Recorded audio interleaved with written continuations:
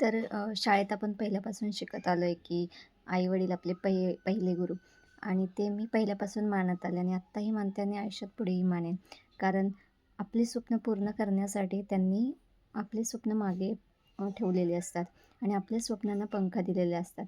आणि जेव्हा आपण एक जबाबदार बनतो, रिस्पॉन्सिबल बनतो आणि आपल्या पायावरती उभं राहतो, तेव्हा आपलं कर्तव्य आहे, की आपण त्यांची मागे पडलेली स्वप्न ती पूर्ण केली पाहिजेत. आणि जेव्हा तुम्ही ते स्वप्न पूर्ण करता ना, तेव्हा त्यातून मिळालेलं सुख आणि समाधान हे कुठल्याच किमतीत मोजता येणार नाही.